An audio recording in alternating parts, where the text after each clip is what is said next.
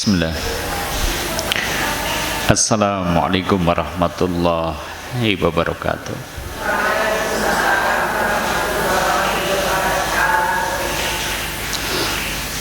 Alhamdulillah alladzi arsala rasulahu bil huda wa dinil haq liyudhhirahu ala dini kulli wa kafa billahi syahida. Asyhadu an la ilaha illallah wahdahu la syarikalah wa asyhadu anna Muhammadan abduhu wa rasuluh. Allahumma shalli wa sallim wa barik ala Muhammadin wa ala alihi wa ashabihi wa man tabi'ahum bi ihsanin ila yaumiddin. Amma ba'da. Fa ya ibadallah usikum wa iyaya bitaqwallah. Faqad qala Allah Ta'ala ya ayyuhalladzina amanu taqullaha ittaqullaha haqqa tuqatih wa la tamutunna illa wa antum muslimun. Wa qala Rasulullah sallallahu alaihi wasallam man sara yakunna akraman nas falyattaqillah wa man sara yakunna aqwan nas falyatawakkal 'ala Allah. Sadaqallah wa sadaqa rasul karim. Bapak Ibu, saudara-saudari kaum muslimin yang semoga senantiasa dirahmati oleh Allah. Suasana rintik hujan dari duhur. Kayaknya memang kalau kita disuruh milih keluar rumah apa pilih kemulan gitu ya. Kayaknya jane aslinya sih milih kemulan gitu kan. Makanya nggak usah heran, ini kayaknya yang ngaji hanya 20% ini 20%. Tapi ya kita bersyukur bahwa ternyata Allah Ta'ala masih memberikan kita kekuatan sehingga kemudian sekalipun dingin, cebrik ya, sudah kena rintik hujan tapi ternyata masih bisa berangkat. Semoga ini pertanda bahwa Allah menghendaki kebaikan, keberkahan kepada kita semua insyaallah. Dan semoga mungkin ada di antara jamaah yang hari ini mungkin karena cuaca yang semacam ini kok pada meriang, ya semoga Allah Ta'ala berikan kesembuhan kepadanya, dipulihkan kesehatannya, dan semoga kesehatannya menjadi berkah ya, sehingga kemudian mendatangkan kebaikan yang banyak ya. Baik, Bapak Ibu kaum muslimin arsyadakumullah, salawat salam monggo tansah konjuk dumateng uswah kita, teladan kita Rasulullah Muhammad sallallahu alaihi wasallam, ugi dumateng keluarganipun, sahabatipun, lan ugi dumateng pengikutipun ingkang tansah istiqomah dumugi dinten kiamat mangke ya. Bapak Ibu kaum muslimin arsyadakumullah, di sore hari ini kita masih melanjutkan bagaimana sih sebenarnya adab orang tua terhadap anak. Tentu jika kepengin anaknya menjadi keberkahan bagi orang tua, bagi kita ya, kita kan kepengin nanti anak kita adalah anak yang mau birrul walidain di saat kita nanti sepuh. Karena faktanya kalau panjenengan suka atau tidak suka, siap atau tidak siap, suatu saat nanti fisik dan akalnya akan melemah. Kapan? Ya nek pun sepuh. Wa man nu'amirhu nunakishu fil khalqi. Sinten tiange sing ingsun dawake umure ya mesti dibalekke kados dene awal penciptaanipun. Awal penciptaan sih kados napa? Nggih berarti diwangsulaken kados bayi melih. Siap atau tidak siap, suka atau tidak suka, nanti akan seperti itu. Lah kita berharap saat kondisi itu tiba, anak-anak kita adalah anak-anak yang siap menyayangi kita gitu lah. Nggak cuma itu, bahkan kita berharap anak jadi berkah selepas meninggalnya kita. Sehingga kalau panjenengan sedo anak sing ngelanjutaken tahajude, ada yang melanjutkan puasa kita, ada yang melanjutkan bacaan Quran kita, ada yang melanjutkan sujud kita, ada yang melanjutkan infak kita, sehingga kemudian anak menjadi amal yang termasuk amal tidak putus selepas kematian kita. Bahkan kita berharap bahwa anak-anak kita lah yang nanti termasuk junjung derajate kula panjenengan sak wekdal teng akhirat mangke. Nah, dari situ butuh orang tua itu juga harus beradab terhadap anak-anaknya. Nah, sekarang kita akan lanjutkan ini adabe napa mawon. Kemarin sudah sampai poin berapa terakhir? Ada yang ingat? Poin 5. Oke, poin kelima ya. Saya runtutkan lagi satu persatu. Satu, ya, ini. Sebentar. Semestinya, nah, kita pilihkan nih untuk anak-anak kita itu ibu yang baik untuk mereka, gitu loh. Jadi ini dimulai sejak memilih pasangan gitu lah. Nanti kalau ini kaitannya dengan cucu-cucu jenengan, berarti jenengan kepengen punya cucu-cucu yang menjadi harapan yang tadi kita berharap bisa menjadi pelanjut ibadah kita kepada Allah. Ya berarti jenengan milihaken calon ibu yang baik buat cucu-cucu jenengan, gitu kan. Ini sudah kita bahas. Yang kedua, kita sebagai orang tua harus komitmen memberikan nafkah yang halal. Nih, ya sudah kita bahas. Yang ketiga, jangan lupa Nabi perintahkan kepada kita muru auladakum bisolah idza balagha sab'an. Perintahkan anak untuk sholat begitu menginjak usia 7 tahun. Ini bukan tanpa sebab, karena sholat itu nanti ibaratnya rem. Ibaratnya apa? Rem, supaya anak kita tidak kebablasan, gitu kan. Nah, asal anak kita itu masih sholat, insya Allah nanti usia remaja, usia dewasa yang mungkin pergaulan bisa menjadi fitnah, berbagai mungkin problematika yang dihadapi bisa menjadi ujian. Nah, kalau anak kita masih sholat, insya Allah masih punya rem sehingga tidak kebablasan. Nah, itu butuh dilatih sejak usia kecilnya.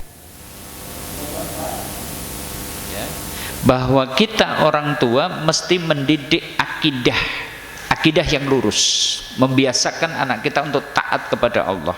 Ini kita disuruh belajar kepada keluarga Luqman, yang mana ternyata dia itu menasihatkan kepada putra-putranya ini. Wa idz qala Luqmanu libnihi wa huwa ya'iduhu. Ingatlah ketika Luqman itu berkata kepada putranya dan dia sedang memberikan nasihat kepada putranya, ya bunayya la tusyrik billah, wahai anakku, janganlah engkau itu berbuat syirik kepada Allah. Ini termasuk perkara penting yang mana orang tua itu harus menanamkan kepada anak-anaknya tentang tauhid, supaya mereka itu mengenal mana tauhid, mana syirik. Mengenal tauhid sehingga kemudian dia itu komitmen berpegang teguh kepadanya, mengenal syirik sampai kemudian menjauhinya. Ini tugas orang tua. Ya. Kemudian yang kelima sudah kita bahas pula, membiasakan untuk berakhlak baik dan membenarkan kesalahan mereka. Orang tua kudune kados niku. Ya. Jadi jangan membiarkan ketika anaknya akhlaknya buruk kok kemudian tenang-tenang saja, didiamkan saja, enggak. Bahkan kita nasihati. Kados Nabi juga seperti ini disebutkan ini. Jadi Umar bin Abi Salamah itu pernah cerita saat masih kecil dia itu makan dengan tangan kiri. Maka kemudian ditegur sama Nabi, ya hulam samillah. Ini ditegur sama Nabi, hulam, nek ma'am baca bismillah. Ini nasihat ini. Wakul biyaminika, makanlah dengan tangan kananmu. Wakul mimma yalika, makanlah dari yang paling dekat denganmu. Ini termasuk etika di dalam Islam. Loh, kenapa Nabi kok bocah cilik ben dadak dinasihati seperti itu? Ini bentuk tarbiyah supaya seorang anak itu punya akhlak yang bagus. Lah orang tua mestinya kados niku, basa Jawane niku kudu gujih. Kudu napa? Gujih sing pripun? Gujih sing pripun? Cerewet karo bocah niku cerewet, gelem aruh-aruh aja dijor. Bocah ternyata makan sambil berdiri, jenengan tenang-tenang saja. Mestinya sebagai orang tua nasihati, anak kita makan dengan tangan kiri, jenengan tenang-tenang saja. Mestinya dinasihati, sudah makan pakai tangan kiri, berdiri lagi. Nah, Nabi itu ternyata menasihatkan, nah kalau makan itu baca bismillah dan ambil pakai tangan kanan. Ini kan menunjukkan bahwa beliau itu komitmen betul untuk memperbaiki akhlak seorang anak. Nah, efeknya apa? Nah, diceritakan ini oleh Umar bin Abi Salamah, ya.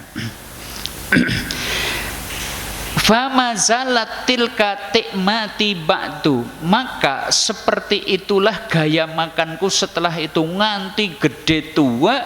Umar bin Abi Salamah itu senantiasa makan dengan tangan kanan. Kenapa? Ketika kecil dinasehati oleh Nabi Shallallahu Alaihi Wasallam. Coba jenengan cok mirsani napa mboten, tiang gondang, tiang bantar benda, tiang jenggul mangan karo mlaku tangan kiwe maning wong tua. Anak napa mboten? Jenggul, bantar benda, gondang. Ada? Kenapa sebabnya? Karena dia zaman kecil tidak pernah dinasehati. Kan kepripun? Karena ini orang tua kita itu zaman kecilnya itu nggak ada yang ngelingaken. Sing jenengan dahar li asto tangan gitu kan, kalih lenggah, nggak ada yang menasehati. Sehingga kalau kita lihat tuh yana wong tua wis mangan karo ngadeg tangan kiwe maning gitu kan, seperti itu. Kenapa? Karena tidak diajari sejak kecil. Nah, kalau bisa anak cucu kita enggak, kita sebagai orang tua itu harus membentuk anaknya itu memiliki etika, adab yang bagus. Ini contoh, nanti tidak cuma soal makan minum, nanti soal keseharian akhlak yang lain juga seperti itu. Oh, kudune karo tiyang sepuh niku hormat, ajari anak kita, kudu diajari, kudu diulang, kudu diwarai. Itu kan kepripun carane men sopan kali tiyang sepuh dan seterusnya, anak kita itu diajari. Ya. Bagaimana kalau dia itu ternyata mungkin bahasa Jawane niku karo wong tua saru, kita jangan tenang-tenang saja ketika ada anak kok ternyata saru, jangan dibiarkan, dinasehati. Wis mlaku nang ngarepe wong tua jag-jagan gitu kan. Jag-jagan sing kepripun? Ya mbok madan temungkul, syukur nyuwun sewu, kula badhe liwat napa kepripun dan seterusnya. Ajari anak kita, kalau enggak bakalan tahu tata krama sopan santun niku mboten ngertos. Tugasnya siapa?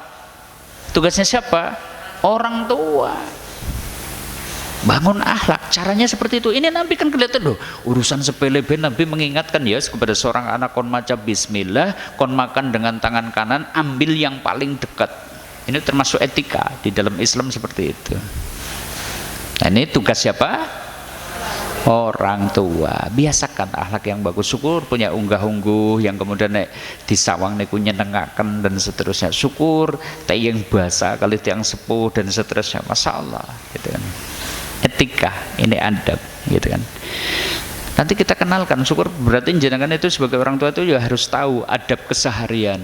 Oh, nek ngagem sandal ajari, ken samparan oporin tangan rumiyin gitu dan ajari gitu kan, pakai baju cok jenengan perhatian apa mboten nek ngagem-ageman asta pun di rumiyin. Lo yo segeleme arep kiwe arep tengen sing penting cepet ngene nganggo klambi gitu kan, seperti itu. Nah, kalau bisa ajari anak kita, oh ini loh tangan kanan dulu yang dimasukkan. Kalau nanti ngelepas baju, oh ini pakai yang kiri dulu. Kalau melepas sandal atau sepatu juga seperti itu. Ini akhlak, hal yang kelihatannya kecil, orang tua punya tugas untuk mengajarinya sehingga tahu adab keseharian seorang muslim. Gitu. Tugasnya sinten? Orang tua, gitu. Nah, yang keenam nih, termasuk adab juga nih penting, memisahkan tempat tidur mereka di usia 10 tahun. Ini ada batasnya ini, 10 tahun. Maksudnya antara laki-laki dan perempuan harus sudah dipisah nih. Ingat ya, lah wong omahe nyong cilik ora duwe kamar nganti akeh, ya sudah. Nabi kan perintahkan pisahkan tempat tidur. Syukur pisah kamar. Kalau ternyata kamar nggak punya, pisah nopo? Dipan. Ini etika, mengajarkan adab kepada anak kita. Coba kita tengok nih hadis ini. Nabi Shallallahu Alaihi Wasallam dikatakan, muru auladakum bisolati wahum abna'u sab'i. Ya, perintahkan anakmu untuk sholat saat anakmu menginjak usia 7 tahun. Yang kemarin sudah kita bahas. Ingat ya, sholat. Pokoknya usia 7 tahun anak kita itu harus diperintah sholat. Nek anten anak 7 tahun kok urung diperintah sholat, sing dosa sinten?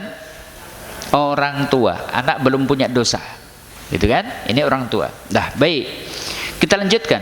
Wadribuhum 'alaiha wa hum abna'u ashri. Boleh dipukul kalau menurut Nabi jika usia 10 tahun kok dereng sholat. Ini kan menunjukkan, berarti urusan penting sampai syariat membenarkan seorang tua memukul anaknya. Padahal yang namanya memukul itu kan sesuatu yang buruk, tapi dibolehkan. Berarti menunjukkan apa? Karena sholat sesuatu yang sangat penting bagi seorang muslim. Orang tua tidak boleh lah ngembeni gede mikir dewek. Sekali lagi bukan seperti itu.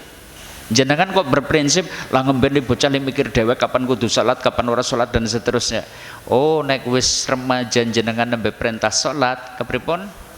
Wis bacut kepatuh angel salat. Ya dadi angel. Maka harus dibiasakan sejak kecil. Sampai usia 10 tahun kok ternyata belum salat, anak boleh dipukul. Artinya diberi peringatan.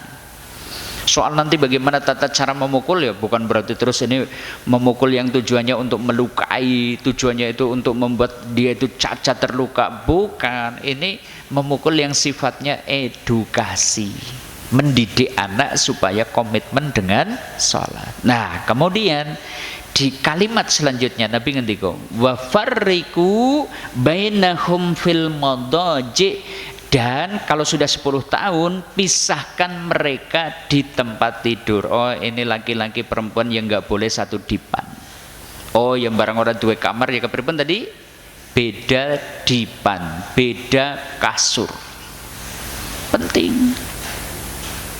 Supaya tidak terjerumus penyimpangan-penyimpangan yang kaitannya dengan seksual. Islam itu menganjurkan betul bagaimana itu menjaga fitrah. Laki-laki ya harus cinta kepada lawan jenis, nggak boleh nanti laki-laki kemudian senangnya kepada sesama laki-laki. Oh, ini jangan sampai terjerumus kepada pergaulan bebas gitu kan. Ada saatnya ini. Kapan ini seorang anak nanti itu boleh kemudian melampiaskan syahwatnya? Ya setelah nikah dan seterusnya. Nah, ini butuh proses. Karena Islam sangat mengharamkan perzinaan, maka setiap jalan yang bisa menjerumuskan kepada zina di dalam Islam ditutup. Salah satunya Nabi nganjurakan ken misah lare sakwekdal usia mengunjak usia 10 tahun, pisah tempat tidur. Saya dipahami? Ini etika, ngajari adab kepada anak. Ini yang ke-6. Nah, yang ke-7, kepengen anak-anak kita soleh, solehah, jadi berkah. Jenengan sebagai orang tua harus bersikap adil terhadap anak. Sikap apa? Adil. Adil itu dalam kaitannya dengan apa? Kaitannya dengan pemberian. Coba nih, ada satu hadis nih. Nabi ngendikaken i'dilu baina auladikum fin nukhli, bersikap adillah di antara anak kalian dalam pemberian, fin nukhli, kama tuhibbuna ayyadilu bainakum fil birri wal lutfi, sebagaimana kalian menginginkan mereka untuk berlaku adil kepada kalian dalam berbakti dan berlemah lembut. Maksudnya gimana nih? Ketika ada orang tua kok bersikap tidak adil terkait dengan pemberian terhadap anaknya, efeknya apa? Kita itu sebenarnya sebagai orang tua sudah meninggalkan perpecahan selepas kematian kita. Kalau kita itu terhadap anak nggak adil, ini sudah biang perpecahan. Kalau mungkin kita masih hidup sih mereka mungkin masih bisa bersatu, tapi ketika kemudian sudah meninggal, oh saling ngancam. Kok gemien lebih disayang mbok karo ramane siki nganah kan nyong kon ngrawat kae biyunge kok ngono wong sing diwehi omah mbok kok gitu kan. Efeknya jadi seperti itu. Anak itu kemudian jadi tidak mau berbuat baik kepada orang tuanya karena diperlakukan tidak adil. Jadi kalau ada anak durhaka nanti kita dudukkan dulu. Jangan-jangan kita juga sebagai orang tua itu ternyata berlaku tidak adil. Nabi perintahkan, i'dilu baina auladikum fin nukhli, bersikap adillah di antara anak-anak kalian dalam pemberian, dalam soal pemberian. Ya. kama tuhibbuna ayyadilu, sebagaimana kalian itu senang kalau mereka itu berlaku adil kepada kalian, ya, bainakum fil birri wal lutfi, ya, sebagaimana kalian itu berharap anak kita itu adil, artinya anak-anak itu semuanya itu kemudian mau berlaku lemah lembut dan berbakti kepada kita, maka kita sebagai orang tua harus berlaku adil terhadap mereka. Maka ada satu kisah nih, ini kisah begini, ini dari sahabat Nu'man bin Bashir, ya. Beliau radhiyallahu anhu itu berkata begini, sa'alat ummi abi ba'dal mauhibah, ya, suatu saat ibu saya itu meminta hibah kepada ayah untukku, hibah untukku, wa wahabali, ya, maka kemudian bapakku pun memberikannya kepadaku. Ingat kita dudukan, dulu itu kebanyakan laki-laki itu punya istri lebih dari satu, itulah. Dan ini kadang ada seorang istri itu minta kepada suaminya pemberian tapi untuk anaknya, gitu kan? Karena mungkin ada beberapa istri. Nah ini kemudian ada salah seorang diantaranya ini adalah Nu'man bin Bashir.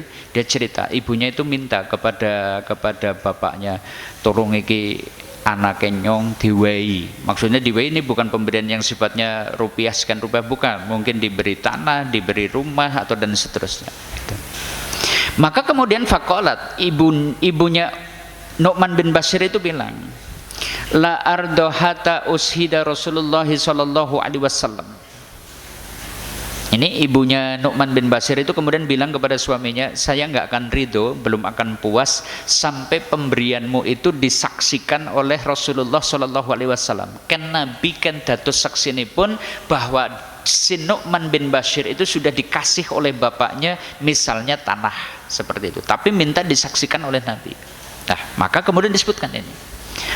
Qala fa ahoda abi biyadi wa ana hulamun, maka bapakku itu, ya, membawa saya, yang mana pada saat itu saya itu masih kecil, kepada Nabi Shallallahu Alaihi Wasallam. Hulam itu sebutan ketika anak itu usia 10 sampai 12 tahun, itu biasanya dipanggil hulam. Nu'man bin Bashir pada waktu itu usianya baru 10 sampai 12 tahun, dibawa oleh bapaknya di hadapan Nabi supaya mempersaksikan, gitu kan? Fa'ata Rasulullah sallallahu alaihi wasallam, maka kemudian kami pun mendatangi Rasulullah sallallahu alaihi wasallam. Kemudian faqala, kami mengatakan, ya Rasulullah, inna ummi hada ibnata Rawahah tolabat minni ba'dal mauhibah. Ya Rasulullah, ini ibunda anak ini, Amrah bin Rawahah namanya, memintakan hibah untuk si anak ini dan ingin engkau menjadi saksinya. Waqad ajabaha ana ushidaka ala dzalik. Itu. Jadi si bapaknya Nu'man bin Bashir itu mengajak di hadapan Nabi, kemudian matur dumateng Nabi, ya Rasulullah, ibu anak ini minta agar aku memberikan hibah kepada si anak ini, tapi mempersyaratkan disaksikan kali jenengan Nabi SAW. Nah, kemudian Nabi ngendika, ya Basir alaka ibnun khairu hada, wahai Basir, kamu punya anak selain ini enggak? Gitu loh kan. Tanya ini, apa anak kamu cuma ini atau kamu punya anak lain, gitu kan, anak yang lain? Maka Bashir itu kemudian jawab, na'am, nggih ya Rasulullah, kula kagungan putra yang lain selain ini. Maka ditanya lagi oleh Nabi, fa wahabta lahum misla ma wahabta lihada, apakah anak yang lain juga mendapatkan pemberian seperti pemberian anak ini, gitu kan? Kalau kamu memberi hibah kepada Bashir ini, apakah anak-anak kamu yang lain juga diberi sebagaimana yang engkau berikan kepada Bashir ini? Dijawab oleh bapak tadi, la, mboten ya Rasulullah, sing tak paringi gurni kita. Maka apa jawab Nabi?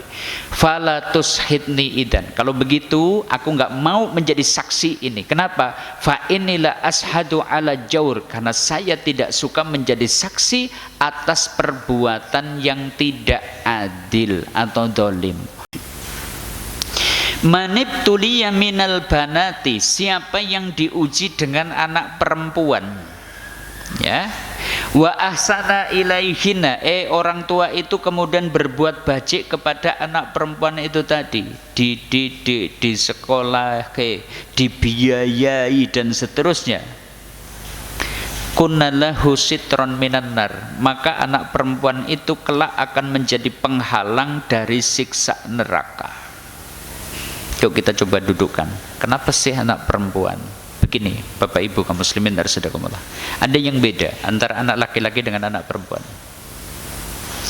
Jenengan punya anak perempuan, kok seorang bapak itu sudah menikahkan dengan seorang pemuda, angkah tuka wajawaj tuka binti fulanah bin fulanah bin fulan dan seterusnya bimahrin sekian-sekian halan. Itu sebenarnya ada maknanya. Maknanya apa? Jenengan sudah menyerahkan anak gadisnya kepada seorang laki-laki sehingga kewajiban dia untuk birrul walidain terhenti, genti taat kepada suaminya, sehingga bahkan seorang anak perempuan itu sudah diserahkan seakan-akan segala urusannya itu kepada pemuda itu tadi. Kalau mau etung-etungan, rugi enggak? Sebagai orang tua rugi enggak menyerahkan, padahal wis di sekolah akan dididik, digulawentah dan seterusnya, tahu-tahu diserahkan kepada seorang laki-laki dan kemudian kita serahkan ketaatan kepada laki-laki itu tadi. Sebagai orang tua rugi enggak? Rugi. Kalau kita itu mau hitung-hitungan rugi. Makanya yang punya anak perempuan itu kayak gitu loh resikonya, gitu kan resikonya. Kita harus siap, tapi Allah ganti. Allah ganti. Gantinya apa? Maka kalimat tadi, siapa yang diuji dengan anak perempuan kemudian dia berbuat baik kepada mereka, anak perempuan itu akan menjadi penghalang orang tua itu dari api neraka, karena dia sudah berjuang, dia sudah berkorban, dia itu sudah mungkin gulawentah, merawat dan seterusnya, tahu-tahu kemudian dinikah oleh seorang laki-laki, dibawa pergi dan seterusnya. Nah kita orang tua kemudian dapatnya apa? Dapatnya janji Allah, kita besok punya tameng dari api neraka. Artinya layak dulu orang Arab itu kalau punya anak perempuan mereka itu sedih. Punya anak perempuan itu sedih. Kenapa? Ya berarti nanti pasti akan dibawa oleh sang suami, gitu kan. Sang suami. Beda kalau punya anak laki-laki, rata-rata orang Arab itu bangga banget anaknya lanang. Kenapa? Dialah yang berkewajiban nanti merawat kita di saat tua nanti. Itu siapa? Anak laki-laki, bukan anak perempuan. Anak laki-laki yang punya kewajiban untuk birrul walidain, seperti itu. Makanya lah terus kepriwe iki anggere anake wadon kabeh gitu kan. Kapiran kayak gitu kan itu. Nah nanti suami yang baik tidak melarang istrinya untuk berbuat baik kepada orang tuanya. Tapi kalau nanti dari sisi hukum ya runtutannya seperti itu. Maka orang tua yang punya anak perempuan punya keutamaan lebih. Mau gulawentah, mau membimbing, jadi kemudian anak solehah, pendidikannya bagus dan seterusnya. Kunnalahu sitron minan nar, maka anak perempuan itu akan menjadi penghalang dari siksa api neraka bagi orang tuanya. Seperti itu. Ini adab yang ke-11. Yang ke-12, nah ini jangan sepelekan. Jenengan punya anak perempuan itu yang punya tugas untuk mengajari mereka itu pakai hijab. Kalau masih kanak-kanak mungkin belum wajib, tapi ketika dia anak itu sudah menginjak usia balik, ini tugas. Anak jenengan kok ternyata tidak menutup aurat dengan benar, siapa yang dosa? Orang tua ikut berdosa. Jadi siapa sih yang melaksanakan ayat ini? Ini surat Al-Ahzab ya. A'udzubillahi minasyaitonirrajim. Ya ayyuhan nabi kulli ajwajika wa banatika wa nisa'il mu'minina, gitu kan? Kita coba perhatikan nih perintahnya. Wahai Nabi, katakan kepada istri-istrimu, anak perempuanmu, dan juga kepada perempuan-perempuan mukmin.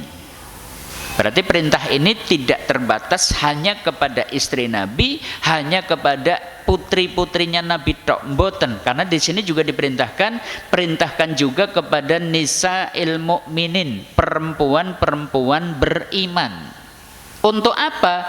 Yudnina alaihinna min jalabihinna. Hendaknya mereka mengulurkan jilbabnya ke seluruh tubuh mereka. Ini perintah jilbab itu ini surat Al-Ahzab ayat 59. Jadi kadang endi sih perintah kon berjilbab berhijab? Ini perintahnya. Sedangkan nanti kok ulama kemudian ada yang berpendapat oh ini harus menutup seluruh tubuh kecuali muka, telapak tangan, ada yang mungkin cuma boleh kelihatan bagian mata saja atau yang lainnya dan seterusnya. Ini nanti perbedaan pendapat. Tapi secara umum diperintahkan untuk berhijab. Siapa yang tanggung jawab sehingga kemudian ada anak perempuan itu kemudian berhijab, itu siapa yang tanggung jawab? Orang tua yang ngajari sejak kecilnya.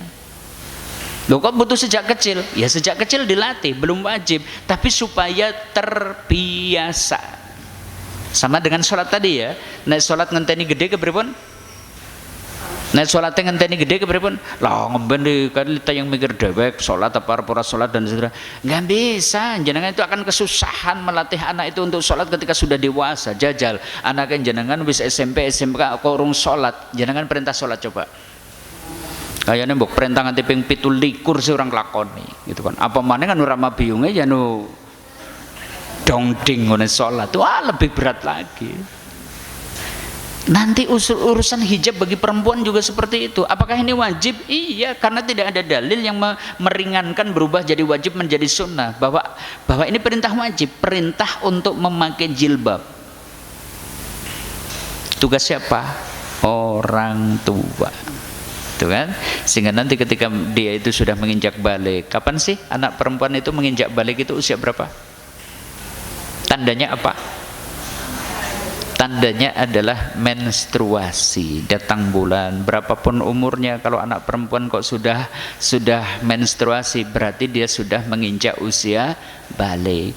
Kalau sudah usia balik berarti ada pertanggungjawaban.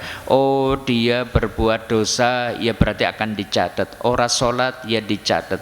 Oh berbuat baik, ya dicatat. Oh tidak menutup aurat, ya sudah dicatat bahwa itu adalah satu dosa. Maka ini tugas siapa untuk mengantarkan anak kita itu untuk berhijab anak perempuan? Orang tua sing wajib mengarahkan. Oh kayak gini nak, kayak gini nak. Kamu kan sudah menstruasi, berarti kamu nanti jadi kalau nggak sholat dosa loh. Ini aurat harus ditutup loh dan seterusnya.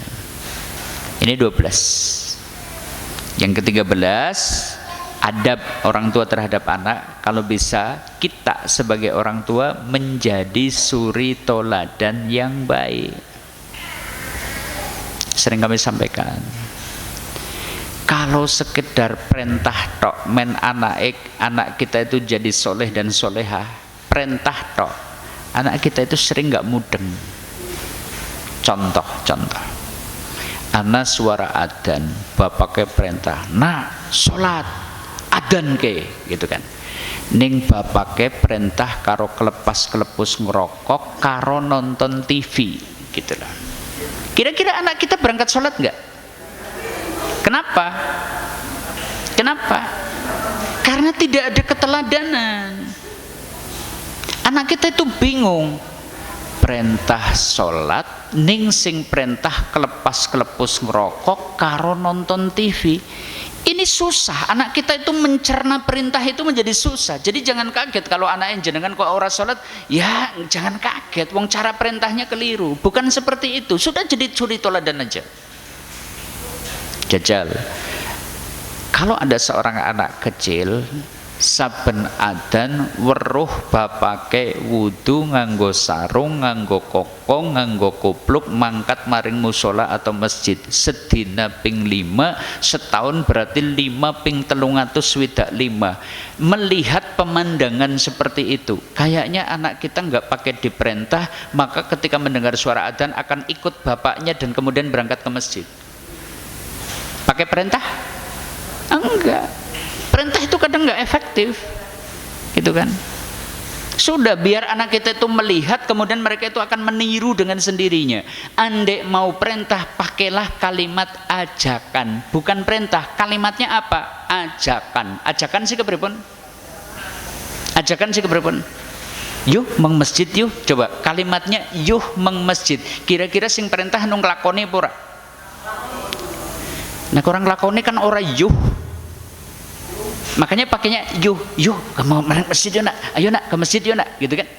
Ayo kan berarti kita ikut berangkat, ngajak anak untuk berangkat, insya Allah efektif. Ning maring masjid lah bapak nyomong kodisit ngenteni rokok kentong. Anak kita susah. Sama juga ibunya itu perintah aja tulanan HP baik, kayak gitu kan. Ngone perintah jenengan karo HP-nan. Bingung nggak anak kita, bingung nggak?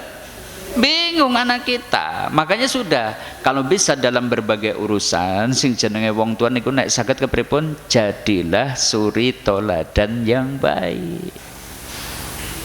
Anak kita dengan sendirinya nanti akan komitmen.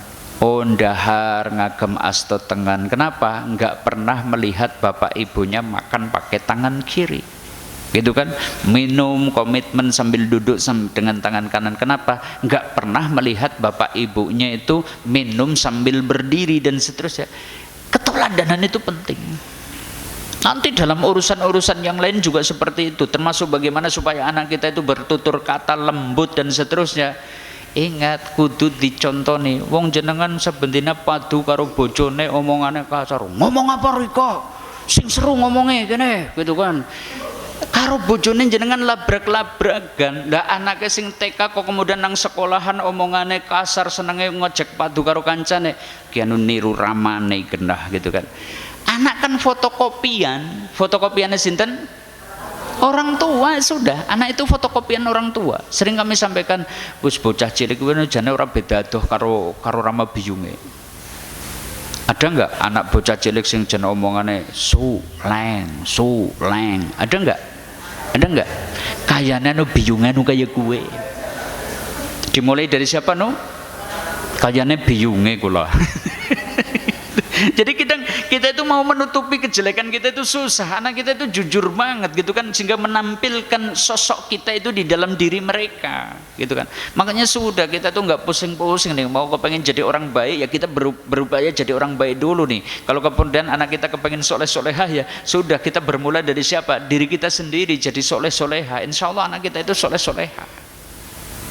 Sering kami sampaikan kan, sing jenenge wong tua niku kan jane kaya lanjaran. Napa? Ngertos lanjaran mboten? Lanjaran sih napa? Jajal niku, winih kacang dipanja tenclep terus digletakna ditutupi. Angger lanjarane jejeg lenceng, wit kacangnya kepripun? Ya jejeg lenceng. Ning nek lanjarane sangkrah, ngertos sangkrah? Sangkrah sih napa? Ya pucuk brengusung pating culadang orang genah. Ya wit kacangnya ya pating culadang orang genah. Orang tua itu ibarat seperti itu. Maka ayo, kepengen anak kita itu soleh-solehah, gimana nih? Kita jadi suri toladan yang baik. Ini penting. 13. Yang ke-14 nih. Sebagai orang tua nggak boleh mendoakan anak dengan doa yang buruk. Ingat, doa orang tua gimana? Mustajab. Doa orang tua itu mustajab. Tapi jenengan harus hati-hati. Justru ini bukan untuk gembeleng-gembelengan. Kalau seorang tua itu doanya mustajab kan, dalam satu hadis kan gitu. Salah satu dakwatun la turaddu, ada 3 doa yang tidak tertolak. Salah satunya adalah wadakwatul walidi, doa orang tua untuk anaknya itu tidak tertolak. Maksudnya gimana? Mustajab. Bukan untuk gembeleng. Jadi jangan kemudian jenengan seenaknya itu mengucapkan sesuatu yang buruk kepada anak. Oh anak apa-apa nih jenengan melu susah, jenengan sakit hati, sedih dengan sikap anak. Kok jenengan kemecap? Oh bocah, tomongnya angel karo wong tua wani ya. Oh nglarani wong tua ya, titene ngemben, tuane kaya ngapa? Coba, kalau Anda orang tua sudah mengucap seperti itu, anak itu gimana? Oh masa depannya habis itu. Makanya harus hati-hati banget ini. Orang tua itu gimana? Jangan mendoakan buruk. Sering kami sampaikan, kemustajabaan doa orang tua itu luar biasa. Sing jenenge wong tua arep ndonga ora perlu wudu, ora perlu madhep kiblat, ora perlu Allahumma, ora perlu Robbana. Wis pokoknya sak kecap ucapan itu yang sepuh itu jadi doa bagi anak. Makanya kalau bisa gimana? Jangan doakan buruk. Sejengkel apapun, seemosi apapun, jenengan jangan mendoakan buruk.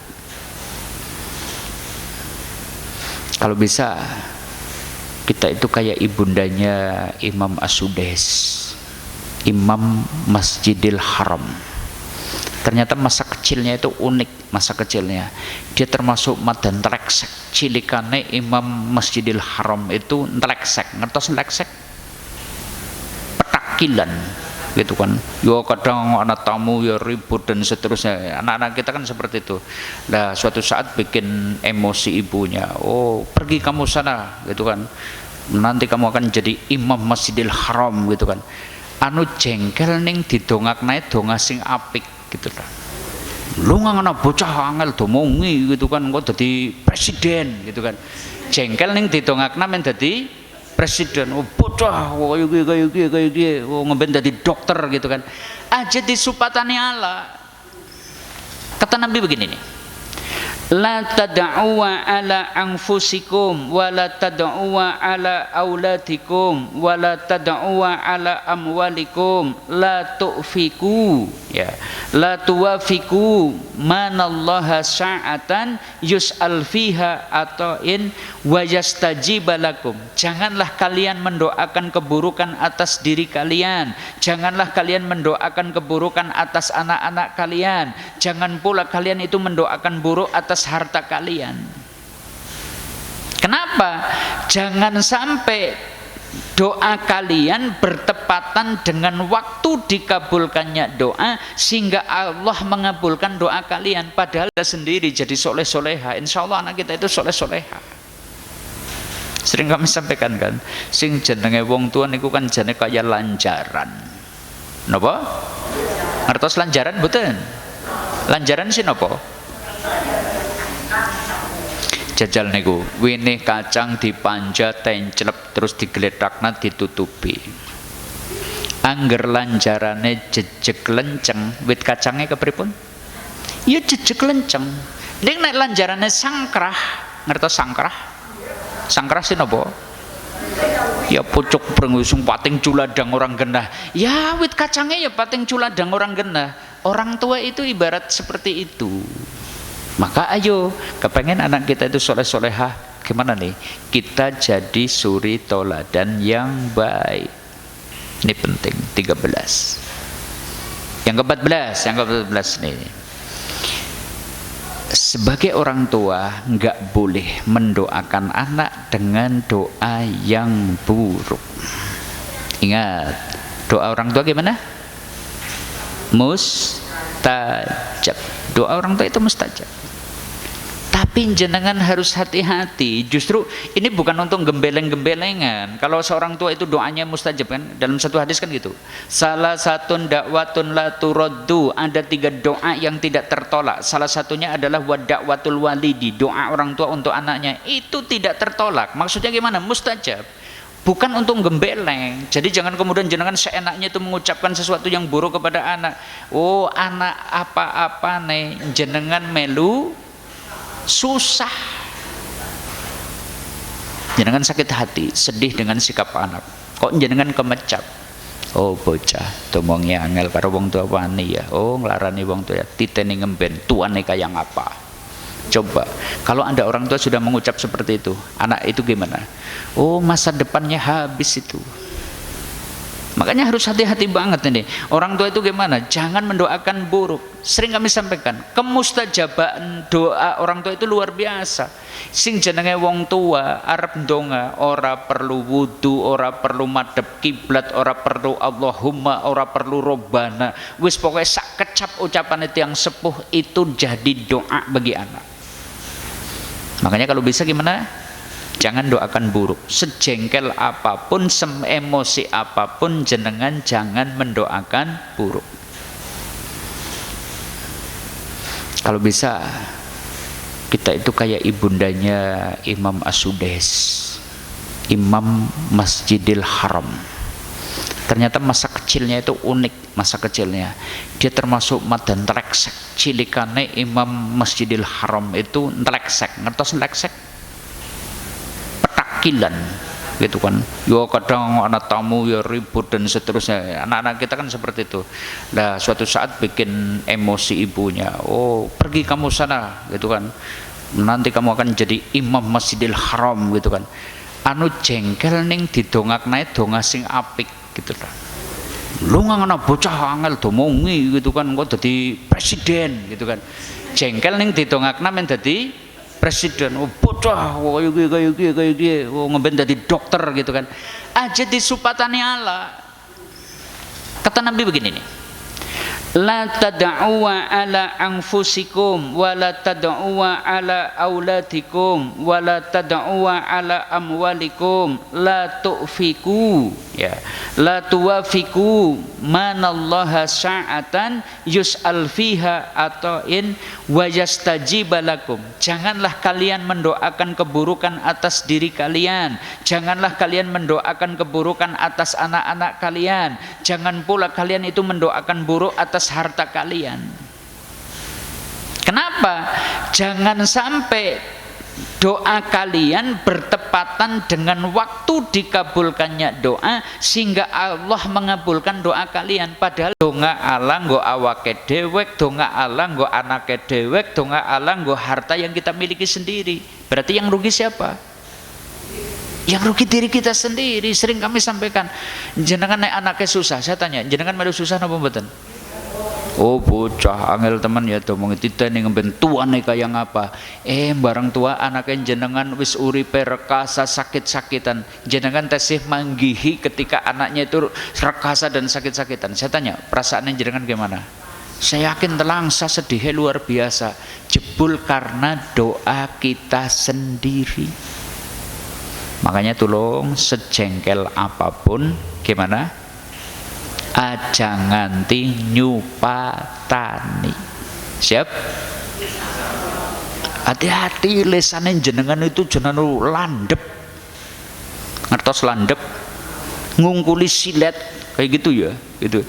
Iya, kaitannya dengan doa itu seperti itu. Doa orang tua itu tajam. Oh, jenengan itu salah itu mengucapkan sesuatu bisa menjadi sebab kesengsaraan anak-anak jenengan sendiri, gitu kan? Makanya tolong sejengkel apapun kendalikan lisan, ya. Nah, inilah Bapak Ibu kaum muslimin arsyadakumullah di antara adab ya orang tua terhadap anak, di antaranya seperti itu. Lah kita berharap nih, semoga dengan keteladanan yang baik anak-anak kita nanti diberkahi oleh Allah. Tapi dimulai dari siapa? Kita sendiri. Kepengen anak kita baik, ayo kita jadi orang baik. Kepengen anak kita jujur, ayo kita jadi orang yang jujur. Kepengen anak kita santun, ayo kita jadi orang yang santun. Kepengen anak kita kok ternyata tutur katanya itu ramah dan seterusnya, dimulai dari diri kita. Anak itu ibarat cermin, anak itu ibarat fotokopian diri kita, gitu ya. Mungkin ini dulu Bapak Ibu kaum muslimin rahimakumullah, sudah jam 17.18 ya. Jadi hari ini mungkin yang ngaji nggak begitu banyak, tapi semoga keberkahannya tetap berlimpah ya. Semoga Allah curahkan kepada kita. Dan karena kita membahas adab orang tua terhadap anak, semogalah anak kita diberkahi oleh Allah, jadi anak yang soleh dan solehah, yang kelak akan menjadi penerus ibadah kita kepada Allah, dan semoga menjadi berkah bagi kita semua insyaallah. Nggih. Makaten saking kawula monggo kita pungkasi kanthi doa kafaratul majlis. Bismillahirrahmanirrahim. Subhanakallahumma wa bihamdika asyhadu an la ilaha illa anta astaghfiruka wa atubu ilaik. Billahi taufiq wal hidayah. Assalamualaikum warahmatullahi wabarakatuh.